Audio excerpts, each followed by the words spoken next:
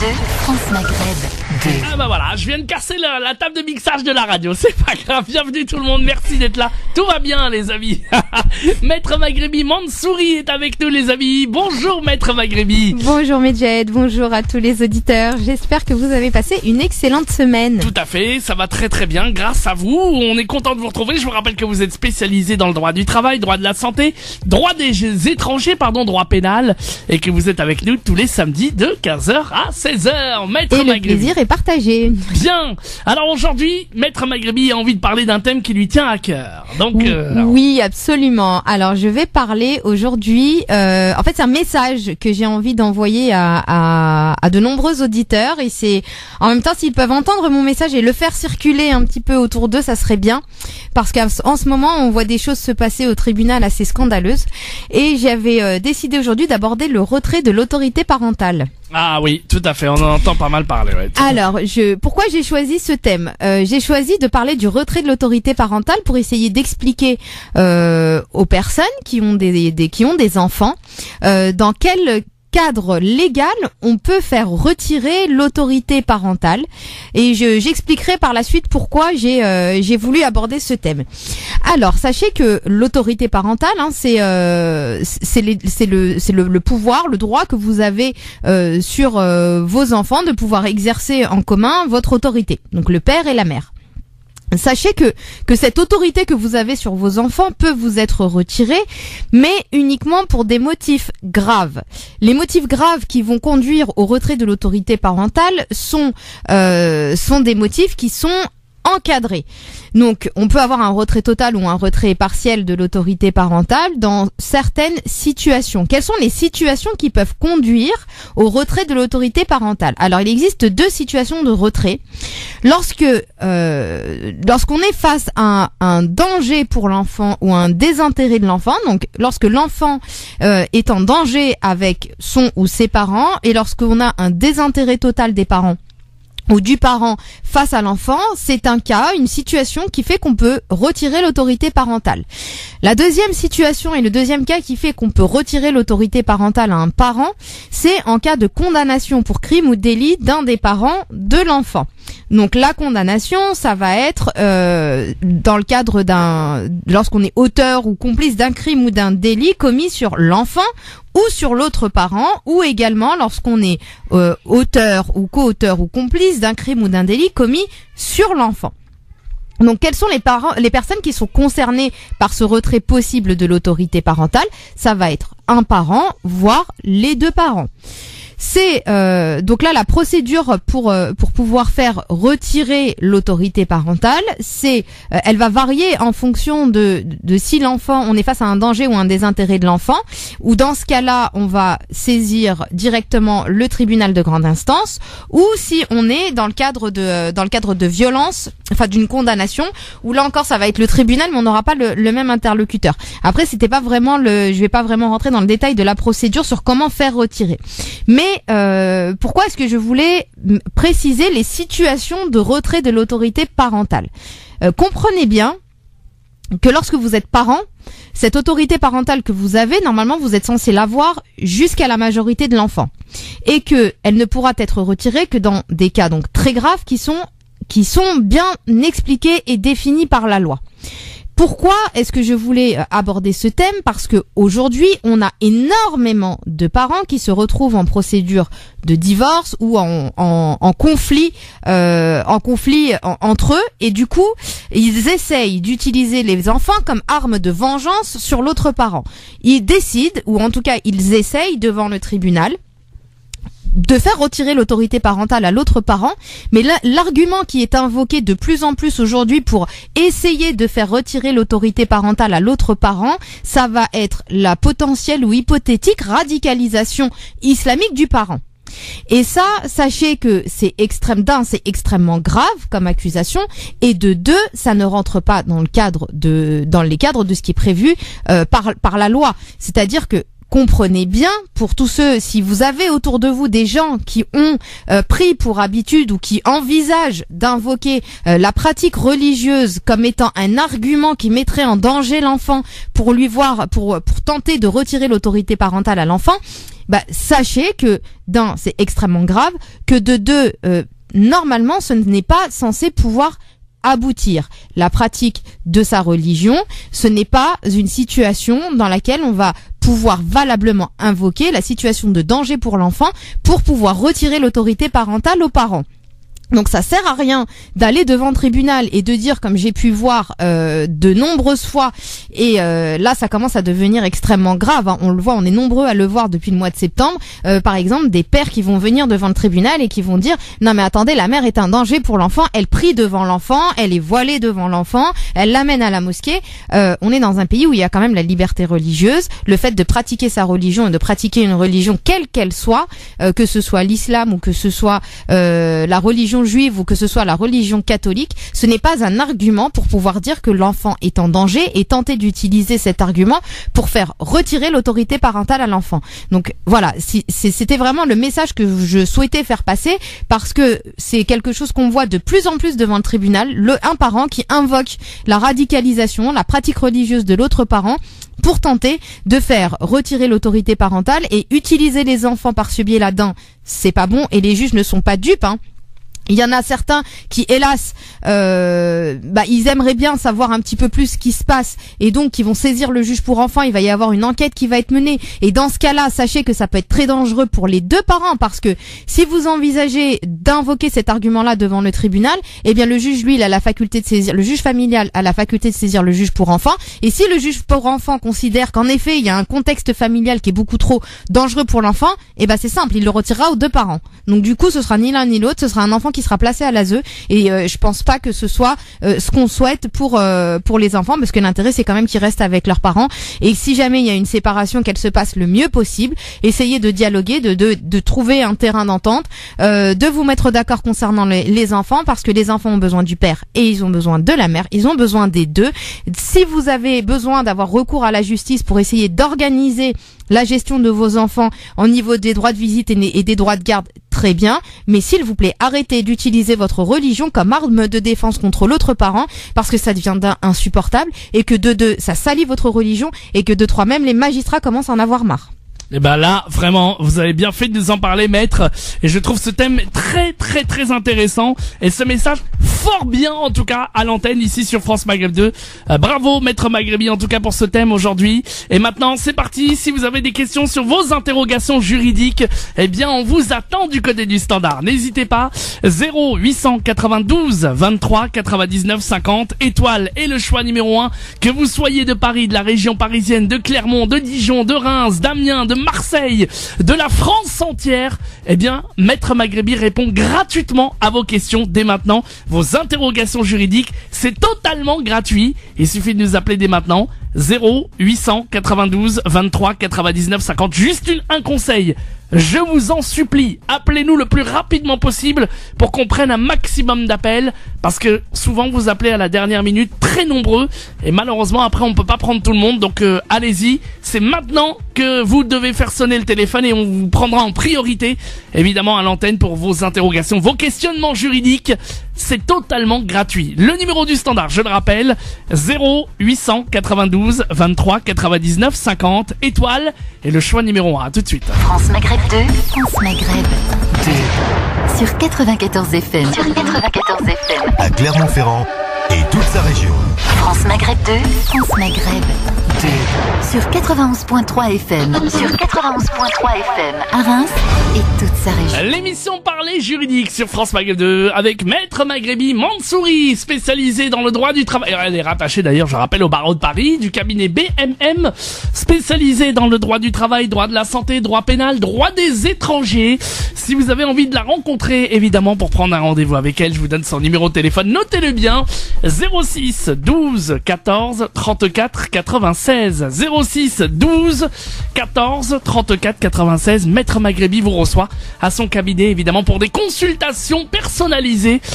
Uniquement pour, évidemment, des consultations. 06 12 14 34 96. Mais là, C'est totalement gratuit, vous nous appelez au standard et vous passez à l'antenne. 0892 23 99 50. Étoile et le choix numéro 1, c'est ce qu'a fait Nabil de Marseille. Bonjour Nabil. Oui, bonjour. Comment allez-vous monsieur Nabil? Oui, ça va, tranquille. Eh ben, soyez le bienvenu, Maître Maghrebi est avec nous et elle vous écoute, Nabil. D'accord. D'abord, merci pour vous, merci pour Maître, merci pour France Maghreb 2 de cette émission qui nous aide beaucoup. Merci à vous, merci. Oui, merci. Et j'ai une question par rapport au divorce à l'amiable. Oui. Je suis marié depuis 2013, je suis marocain déjà. J'ai fait le mariage au Maroc. En 2013, j'ai fait les étapes au niveau de consulat, j'ai la transcription, les livres de famille à Nantes après 4 ou 5 mois, ça veut dire le mois 5 de 2013. J'étais là en France en 2014. Ma question, ma femme, aujourd'hui, elle demande le divorce. J'aimerais bien savoir au niveau elle demande un divorce à l'amiable. Et moi, je veux pas un divorce à l'amiable. C'est pas au niveau de la loi déjà pour protéger ma situation. Est-ce que je suis égal ici? Est-ce que je suis pas égal? Déjà par rapport au fait qu'elle ait envie d'entamer une procédure de divorce à l'amiable, sachez qu'elle ne peut pas vous l'imposer parce que le principe du divorce à l'amiable, c'est le consentement des deux parties. C'est-à-dire les deux conjoints doivent être d'accord, doivent avoir chacun un avocat et doivent accepter de signer. Si tous les deux vous n'êtes pas d'accord, ce ne sera pas possible de mettre en place cette procédure. Donc, sachez que de toute façon, vous n'êtes pas dans l'obligation d'accepter de mettre en place un divorce à l'amiable. Si elle souhaite tout de même mettre en place la procédure, il faudra qu'elle invoque qu'elle essaye une autre procédure. Il y a plusieurs sortes de divorce. Ce sera à elle de voir comment réussir à l'obtenir, mais en tout cas pas à l'amiable si vous en êtes pas d'accord. Après, vous posez la question de savoir, vous me dites que vous ne voulez pas le divorce à l'amiable concernant votre situation, c'est-à-dire c'est par rapport à votre titre de séjour? Oui, pour ça déjà. Et moi, mon intérêt de défendre mon couple, c'est elle a des intérêts personnels, c'est pour ça qu'elle demande ce divorce. Je sais pas. C'est pour ça qu'elle insiste qu'on va aller à l'amiable. Vous avez combien d'années de vie commune? Le mariage, on a fait le mariage en 2013. Mais vous êtes arrivé en 2014, donc vous n'avez pas les 4 ans de vie commune encore? Non, j'ai quitté le Maroc le 22 mars 2014. D'accord. Donc vous aurez les 4 ans de vie commune le 22 mars 2018.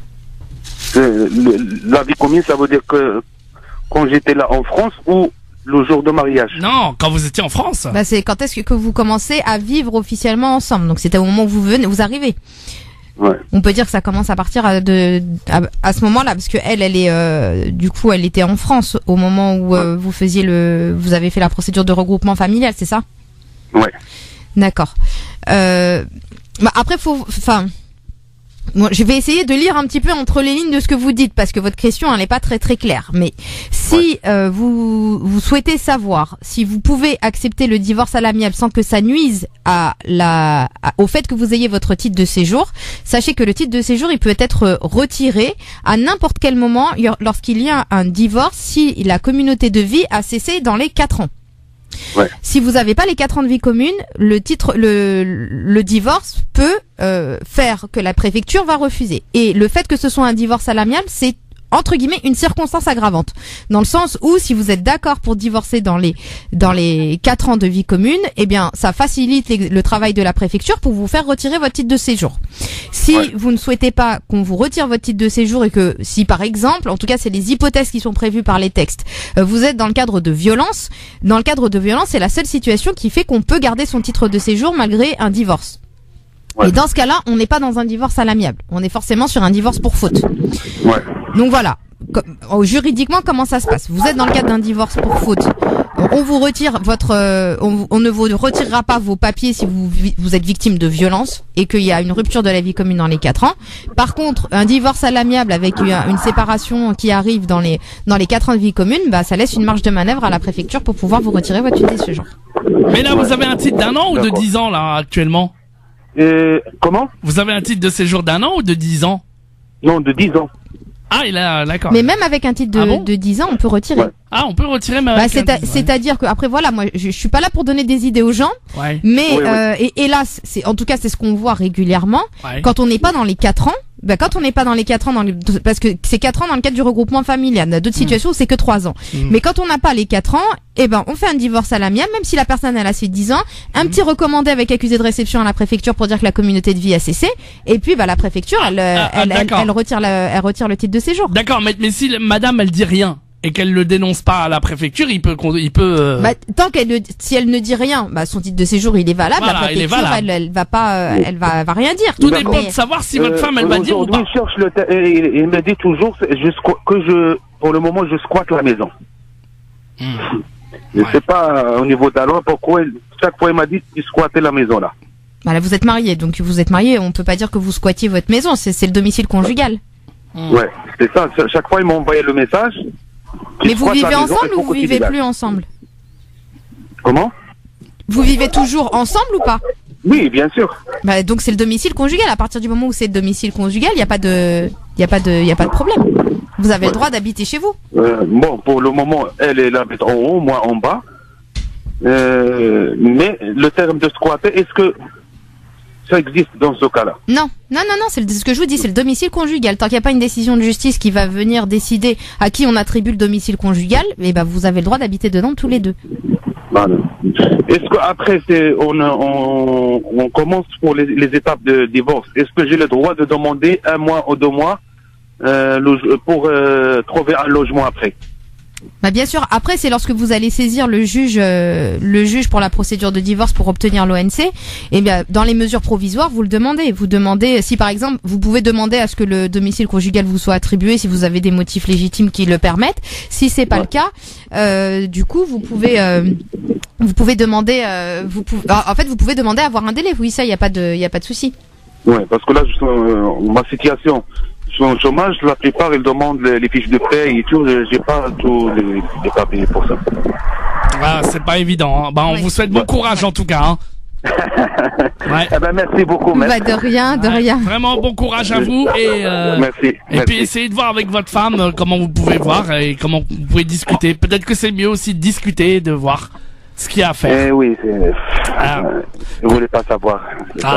Ouais, je comprends. Ah, les femmes, c'est pas toujours évident. Hein. Ah non, mais Jeff, je suis pas d'accord avec toi là. Les hommes, c'est pas toujours évident. Non, les relations ne sont pas toujours évidentes. Oui, moi je fais le maximum pour garder le couple, mais elle a des trucs personnels, elle voulait le faire. Courage à vous, en tout cas, on est avec vous. Si vous avez besoin d'une autre question, si vous avez besoin d'appeler Maître Maghrebi, vous l'appelez à son cabinet, il n'y a pas de problème, d'accord? Merci beaucoup. À bientôt. Bon courage. À bientôt. À bientôt. Oh là, je vais me taire là, je vais tourner ma langue 7 fois avant de dire n'importe quoi. Là, c'est quoi ça, hein? Attention, ça peut être considéré comme de la discrimination. Fais attention à ce que tu dis. J'ai compris, oui. Allez, 0892 23. Et c'est pénalement réprimé, hein. Ah oui, la discrimination. Tout à fait, Maître, je n'ai rien dit. Doit-on relire les articles du code pénal? Non, ça va aller. Non, je n'ai rien dit, évidemment. Les relations sont très, très, très difficiles. Allez, 0892 23 99 50, étoile, et le choix numéro 1. Vous nous appelez, vous passez à l'antenne. On va prendre un autre appel. Allô, bonjour, le standard. Allô, qui est là? Allô? Ah bah la personne ici n'a pas pu patienter. Bon, eh bien on va marquer la pause, comme ça on est tranquille pour accueillir vos appels en direct à la radio. C'est des questions totalement gratuites sur France Maghreb 2, quelle que soit votre question juridique.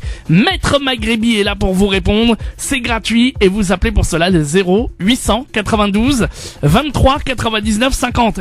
Est-il possible de vous dire d'appeler tout de suite, comme ça vous serez prioritaire à l'antenne et on prendra un maximum d'appels aujourd'hui au standard. 0892 23 99 50, étoile, et le choix numéro 1. Et juste avant la pub, je me permets juste de faire un petit coucou à Adil. Adil. Oui. Ah, J'envoie des petits messages là depuis tout à l'heure. Salut mon poteau Adil. Voilà, c'est pour toi. 0892 23 99 50. Vous êtes très nombreux à écouter l'émission Parler juridique. Appelez-nous, vous serez pas déçus. Avec Maître Maghrebi, il y a toujours des solutions. Toujours dans la mesure du possible. Allez, 0892 23 99 50. France Maghreb 2, France Maghreb 2. Nous sommes de retour sur France Maghreb 2 dans l'émission Parler juridique avec Maître Maghrebi Mansouri du cabinet BMM rattaché au barreau de Paris, Elle est spécialisée dans le droit du travail, droit de la santé, droit des étrangers. Vous pouvez la joindre au 06 12 14 34 80 06 12 14 34 96 06 12 14 34 96 uniquement pour les consultations puisqu'elle répond gratuitement à toutes vos questions maintenant au 0892 23 99 50. Ça vous dit d'aller en Picardie, Maître Maghrebi? À Amiens, oui. Précisément. Oui. Et on va... Je connais Amiens, j'aime bien Amiens. Non. On y était à Amiens, mais on n'y est plus. Je sais pas ce qu'il nous a fait notre auditeur, mais il est parti, il a eu peur. Bon, rappelez-nous en tout cas Noureddine, si vous voulez passer à l'antenne, il n'y a pas de souci. Vous pouvez aussi débarquer ici à l'antenne. 0892 23 99 50, étoile et le choix numéro 1. Et je rappelle que pour les rendez-vous, c'est uniquement pour les rendez-vous, le téléphone. Là, j'entends déjà le téléphone de Maître Maghrebi sonner. C'est uniquement pour les rendez-vous. Donc, n'hésitez pas, 06 12 14 34 96. Et nous, pour vos questions en direct à la radio, c'est le 0892 23 99 50, étoile et le choix numéro 1. On aura le temps de prendre une ou deux questions. En attendant, il n'y a pas de problème. Évidemment, donc sur l'antenne de France Maghreb 2 en direct à la radio 0892 23 99 50, étoile et le choix numéro 1. Vous avez aussi également votre page Facebook Maître Maghrebi qui évidemment s'enrichit de plus en plus. Pouvez-vous nous en parler, nous dire un petit peu ce qu'il y a sur cette page Facebook cabinet d'avocats BMM? Oui, alors la page, oui en effet, la page s'appelle cabinet d'avocats BMM. Vous pouvez y retrouver les anciennes émissions, donc réécouter les différents thèmes qu'on a abordés. Vous pouvez également poser des questions. Et puis voilà, voir un petit peu l'actualité du cabinet. Donc c'est assez interactif, c'est pas mal. Voilà, c'est cabinet d'avocats BMM. On peut même prendre rendez-vous, je crois, sur Facebook. Maintenant, il y a des liens pour ça ou pas encore pour le moment? Oui, c'est possible de prendre rendez-vous. En fait, on nous laisse un message et puis vous êtes recontacté soit par le secrétariat, soit par moi, soit par. D'accord. Très bien. Vous êtes recontacté, ça y a pas de souci. Bien. Donc n'hésitez pas en tout cas, vous êtes les bienvenus. 0892 23 99 50, étoile et le choix numéro 1 pour arriver ici au standard. Évidemment, vous posez votre question et Maître Maghrebi vous répond évidemment. Voilà. Alors souvent aussi Maître Maghrebi, on a des questions. Quelqu'un qui a une carte de résident espagnol, donc avec la carte de résident espagnol et qui vient en France, peut-il avoir un titre de séjour? Beaucoup de questions confondent, beaucoup de gens confondent justement ce que c'est que le titre de séjour résident espagnol et la carte européenne espagnole. C'est peut-être deux choses différentes. Alors non, mais déjà ce qu'il faut savoir, c'est que lorsqu'on est en situation régulière au niveau européen, on bénéficie du droit à la libre circulation des personnes. Donc ça signifie qu'on peut circuler sur tout le territoire européen. Mais ça ne signifie pas qu'on a le droit de s'installer. Exactement, c'est ça. Donc circuler n'est pas s'installer. Donc circuler, vous pouvez circuler, aller où vous voulez en Europe avec votre titre de séjour, votre carte de résident. Il n'y a aucun problème par rapport à ça. À la condition que vous ne dépassiez pas en ce qui concerne la France le délai de 3 mois. Ah, ça c'est important. Si vous passez le délai de 3 mois, vous êtes en situation irrégulière. Et vous êtes en situation irrégulière sur le territoire français et vous pouvez dans ce cas-là être placé en centre de rétention et voir le tribunal solliciter votre réadmission vers le pays qui vous aura délivré votre titre de séjour. Donc que ce soit l'Espagne, l'Italie, l'Allemagne, peu importe. Mais il y aura une demande de réadmission qui sera faite. C'est ce qu'on appelle la procédure Dublin. Mais donc ça c'est pour les personnes qui sont de passage mais qui sont pas en situation régulière notamment. Mais quand elles sont en situation régulière, il y aura une demande de réadmission vers le territoire qui vous a régularisé. Donc sachez que vous pouvez aller où vous voulez, il y a aucun souci. Mais en ce qui concerne la France, ça ne vous donne pas le droit de vous installer, de travailler, de rester. Vous serez reconduit automatiquement. Voilà, c'est très important parce qu'il y en a beaucoup qui confondent, qui se disent je vais aller en Espagne, je vais faire mes papiers. Et puis je reviens et je suis en situation régulière. Eh ben non, voilà. Sachez que non. Voilà. Donc du coup, si vous avez l'habitude de passer régulièrement la frontière, il y en a qui font ça, hein, qui avant la fin des 3 mois retournent en Espagne, en Italie, puis reviennent. Gardez bien les traces. Exactement. Gardez bien vos billets, gardez bien, si vous avez des billets aller-retour, gardez bien vos billets d'aller et vos billets retour. Comme ça, si jamais il y a un contrôle, on voit bien que vous n'avez pas l'intention de vous installer durablement sur les territoires français, notamment par le fait que vous avez un billet de retour vers le pays d'où vous avez été régularisé. Parfait. Voilà pour cette question en tout cas. 0892 23 99 50. Étoile est le choix numéro 1. Si vous avez une question, vous passez à l'antenne. Allô, bonjour. Est-ce que c'est à moi? Oui, c'est à vous. Bonjour, quel est votre prénom? C'est Karim, Jed. Karim, vous nous appelez d'où, Karim? De Paris. Bien, Maître Maghrebi vous écoute, baissez un tout petit peu la radio et on vous écoute pour votre question, Karim.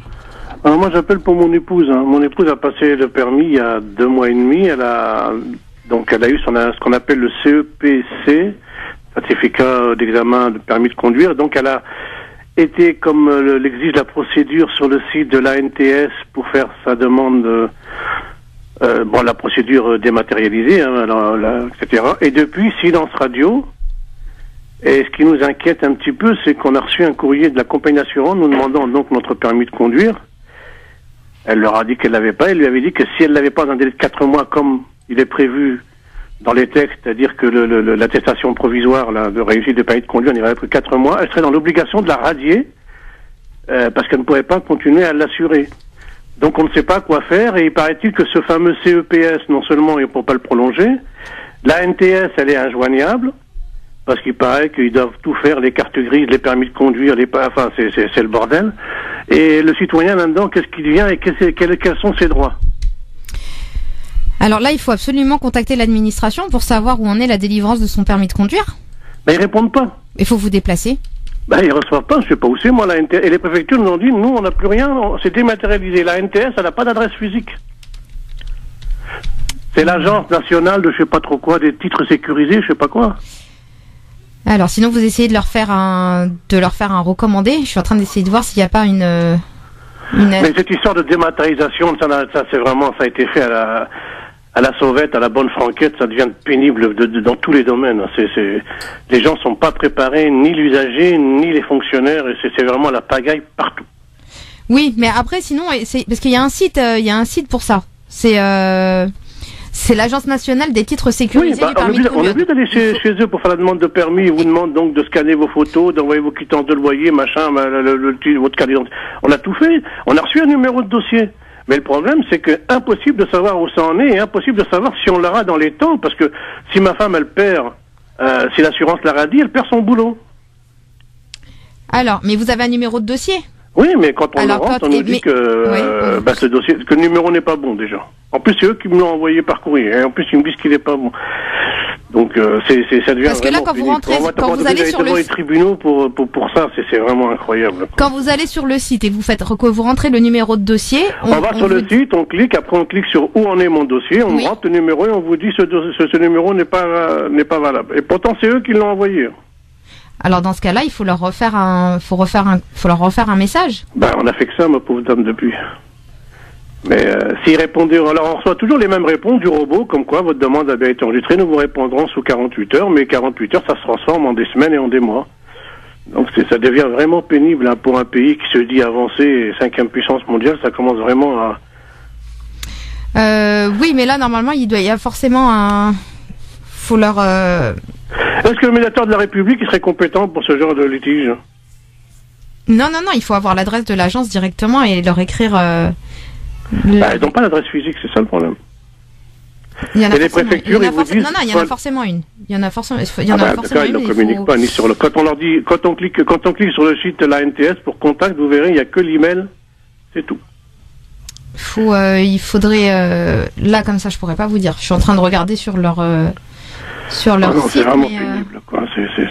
Mais il faut... Alors, donc... Mais un tribunal administratif, on pourrait faire un référé pour ça ou pas?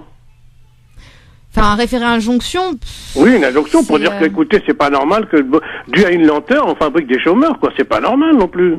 Non, ça c'est sûr. C'est sûr que maintenant le problème c'est que sur leur site, je suis en train de regarder en même temps que je vous parle.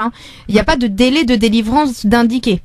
En tout cas, sur un plan d'après l'arrêté de 2013 que j'ai, moi, ils disent que le CEPC, là, il n'est valable que 4 mois. Et la compagnie d'assurance me l'a rappelé dans son courrier. Alors dans ce cas-là, moi, ce que je ferais peut-être, mais j'irai. Je vais saisir le préfet, peut-être, non? Non, moi j'irai au commissariat. J'irai au commissariat voir avec eux si eux, ils auraient pas un moyen de pouvoir les contacter. Parce que de toute façon, quand on perd son permis de conduire et qu'on doit le remettre, on le remet au commissariat. Quand il y a un problème avec un permis de conduire, c'est toujours l'interlocuteur premier et toujours le commissariat. Oui, donc là, vous arrivez. Oui, mais là, vous allez arriver dans une situation où en réalité, vous serez titulaire du permis de conduire, mais vous ne l'aurez pas. Vous ne pourrez pas en justifier. Voilà, on pourra pas en profiter, on sera radié par la compagnie d'assurance, donc on pourra plus rouler et ça a toutes les conséquences qu'il y a derrière. Voilà, alors moi je pense que je tenterai d'aller voir auprès du commissariat si eux ils auraient pas les coordonnées pour pouvoir les contacter parce qu'ils ont des numéros privilégiés. Voilà, donc peut-être voir avec eux. Sinon tenter de mais là faudrait parce que je vois là sur leur site au niveau de la réglementation et des textes officiels, il y a plusieurs règlements. Faudrait prendre le temps de bien les regarder pour voir quelle est l'autorité compétente en cas de litige. Enfin vers quelle juridiction on pourrait vraiment se diriger en cas de litige parce que je suis pas certaine que le préfet ce soit la solution. Je vais essayer d'aller voir mon député. C'est peut-être le ministère de l'Intérieur, mais probablement plutôt ministère de l'Intérieur. Ouais, alors peut-être C'est vers eux qu'on se dirige généralement quand on a des contentieux avec le. Ah, ministère de l'Intérieur, donc c'est d'accord. Ouais, pour les permis, c'est le ministère de l'Intérieur. Karim, écoutez, on n'avance pas beaucoup, mais malheureusement. Non, mais vraiment, ça devient pénible cette dématérialisation là, cette dématérialisation, ça c'est vraiment le bordel. On a bien compris votre coup de gueule en tout cas, mon cher Karim. Merci de votre appel en tout cas, Karim. Y a pas de souci. Bon, Maître Maghrebi, c'est avec Karim qu'on va terminer cette émission pour aujourd'hui. Je rappelle votre numéro de téléphone, évidemment, si vous êtes intéressé, si vous voulez prendre un rendez-vous avec Maître Maghrebi Mansouri, vous l'appelez à son cabinet au 06 12 14 34 96, 06 12 14 34 96 pour tout problème juridique. Maître Maghrebi peut vous aider et bien entendu pour monter votre dossier et vous aider pour une consultation personnalisée. 06 12 14 34 96. Et alors Maître Maghrebi, on vous laisse évidemment conclure cette émission pour aujourd'hui, ce samedi évidemment du mois de février. Merci Medjahed. Je vais juste répondre à quelques textos que j'ai reçus. Alors le petit Adil est le fils d'une très très bonne amie à moi qui est en train de nous écouter à la radio. Donc gros bisous à lui. Je reçois qui est Adil. Donc voilà. Voilà. Écoutez, j'espère que le thème abordé aujourd'hui vous a plu parce que c'est vraiment un thème assez important. Et voilà, vous avez des droits, bien sûr, il faut les faire respecter, mais s'il vous plaît, lorsque vous tentez de faire valoir vos droits, c'est bien de le faire, mais faites-le de façon conforme à la loi et sans utiliser votre religion pour le faire parce que ça ne fera que vous nuire et ça ne va absolument pas vous servir. Donc je vous souhaite à tous une excellente semaine et puis comme je vous dis à chaque fois, vous avez des droits, donc faites-les respecter. À la semaine prochaine. France Maghreb 2, France Maghreb.